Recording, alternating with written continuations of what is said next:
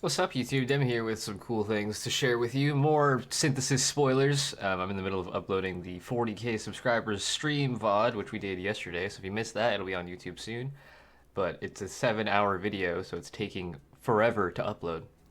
Anyways, let's go ahead and get into some spoilers. So yesterday they unveiled a bunch of new uniques and implicits and some other things, so we'll go ahead and go talk through that all together today. This is the Mask of the Tribunal. It's a magistrate crown, so it's armor and ES base. Gives you all attributes. Increased defenses per strength you have, and then multi per dex, cast speed per int, the reduced mana reservation per 250 total attributes. So this is kind of a weird helmet. Like, if you're an aura bot, you're investing basically your entire tree into all the aura nodes and then jewel sockets. So I don't know how easy it's going to be to stack strength dex in on an aura bot to give these benefits to your allies. I don't think it counts for you. It just says nearby allies, not you and nearby allies. So it could potentially be a really strong aura bot thing, or maybe for like a hyper specialized type of aura bot where you stack attributes so you can like reserve everything and then also give enemies or friendlies defenses, multi, and cast speed. I don't really know how good this is going to be. I mean, your average character has like, what is that? 700, 750 attributes. So I don't have that much craziness, right?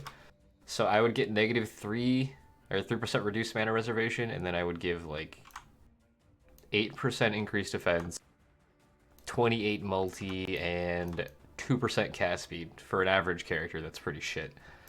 If you stack it, you can get like 1,000, 1,500 of one of these, maybe even up to 2,000. So that would be like 40% cast speed for 2,000 int. That's not, it doesn't seem like it's that good. Like, it seems pretty hard to get that high, you know? So I don't know. I don't really like this one personally, but maybe there's an upgraded version that's better. Who knows? And this thing, okay, this is pretty huge. Synthesized heavy belt, implicit life recovery rate. Currently, the only way to get life recovery rate, this is a more multiplier to your leech rate, to your regen. It's insane. The only way to get it currently is on elder belts. It's an elder suffix. As far as we know, you still can't. We don't know for sure, but I don't think we can get shaper or elder synthesized bases. It's going to be a like exclusive type of base, which means you couldn't get like a life recovery implicit with an elder life recovery suffix. So I think this is their way of trying to remove the power from Elder and Shaper belts a little bit by giving us other options. Still probably not going to use this over a Stygian, personally, but I mean, for some regen builds, this is an incredibly powerful thing to have versus like 35 strength or an abyssal socket, you know? I guess if you really wanted to stack regen, I would use this over a Stygian, since you can't get Elder Stygians in League. But in Standard, because there's Shaper and Elder Stygians, this doesn't really do much for us, you know? I don't know. We'll see. If you can get Elder and Shaper bases, then this will be insane, but as is, I don't know. We'll see. Okay, I don't know if I talked about this in the previous videos, but this is a new Shaper chest drop. It's the Eternity Shroud. It gives you level 20 Glimpse of Eternity when hit, which is basically like a bubble around your character, like say, like this big or so, and it slows enemies around you, slows their action speeds. So it's kind of like a temp chain, super powerful, but stacks with temp chains basically when you take a hit. Life Chaos Res, 5% of elemental damage is extra chaos damage per Shaper item equipped, and then hits ignore enemy monster chaos res if all equipped items are Shaper items. So you can chance any like regular item base. I don't even know if I have any offhand, but you can like chance items into uniques if you wanted to use them, or you could just equip Elder and Shaper items. So you could potentially have, what is it, 1, 2, 3, 4, 5, 6, 7, 8, 9, 10 Shaper items equipped, which would be 50% Ellie as extra chaos. That's pretty powerful. I mean, that's like 1.5 stat, no, it's like 2.5 stat sticks worth of the 20% of Ellie as extra chaos. I don't know, we'll see how powerful that actually turns out to be, but even if you only have like 2 or 3 Shaper items, that's still a pretty good more multiplier for your chest piece. I'm glad that they're looking at making more unique chests that are really powerful, because currently the meta is just everybody equips Lore Weave or Calm's Heart or like an Elder chest, which is, I mean, a little bit of diversity, but it's not as boring as back in the day when everybody just equipped Belly of the Beast, I guess I should say that. But hopefully this is an alternative that people start using instead of Lore Weave, because I'm tired of seeing every single build ever use Lore Weave just because it's so fucking good. Let's get some Lore Weave nerfs, GGG. Thanks. All right, next item, Storm's Gift. I don't know if I covered this one either, but it gives you damage over time. Enemies you kill are shocked, and shocks you inflict spread to other enemies with a radius of 10. So it's basically a shock proliferation effect, like elemental proliferation. It's good for damage over time builds, Essence Drain, Contagion, stuff like that, Scorching Ray, whatever. It allows you to get a more damage multiplier through your gloves, since shock is that they take increased damage, which is a more multiplier. I don't know, they're decent. They don't have life.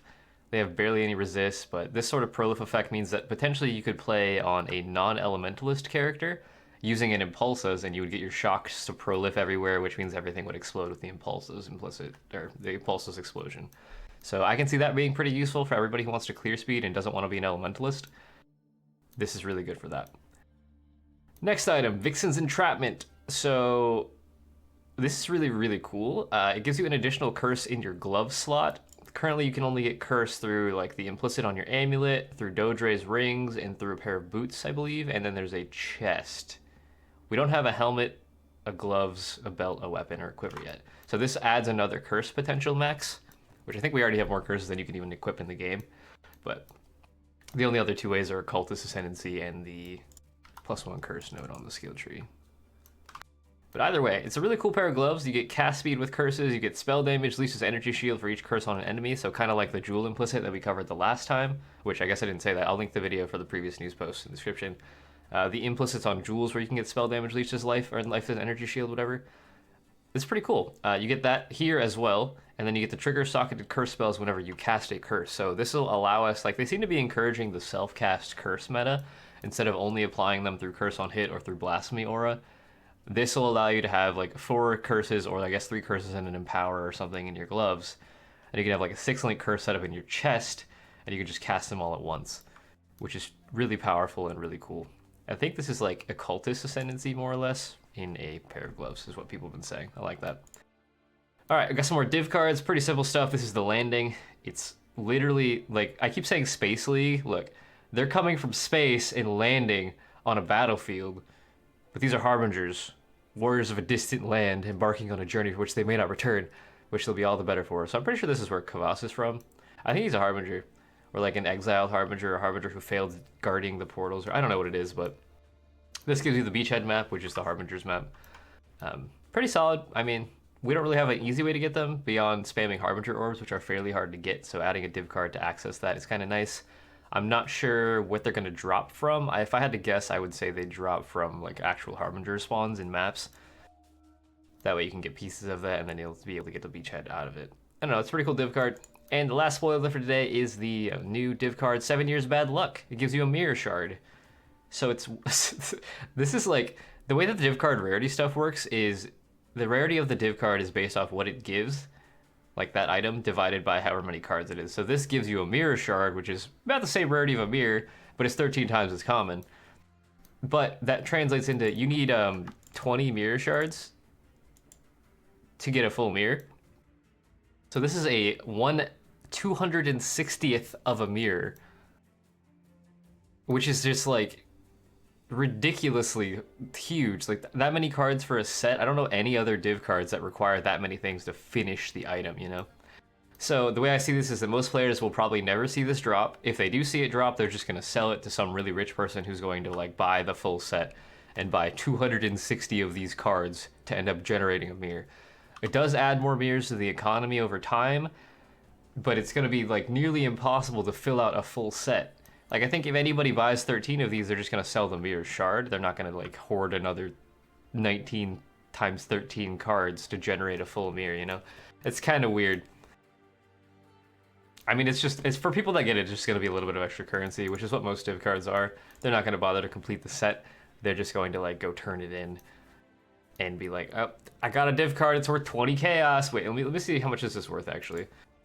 Actually, no, I can do that. In a standard economy right now, I think mirrors are around 265, so it's just like a little bit over an X for the card, which isn't bad when you think about it. And then in League, I want to say they're like 180-ish. So it's a little bit, 69. It's like 70% of an Exalt. Is that good? Is this good enough? I don't know. It's a cool card. I like the concept. If enough people believe something to be true, whether or not it is becomes irrelevant. I'm not sure what map this would drop from. Where do people believe mirror shards drop from? I don't know.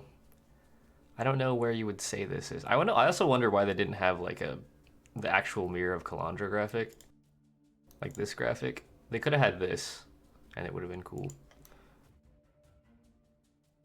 Either way, that's the full summary of what we've been getting the last couple days. We might get more tonight.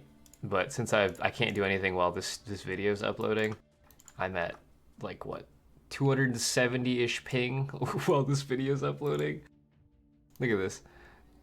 It's at 11%. It's been like 5 hours. It's really annoying.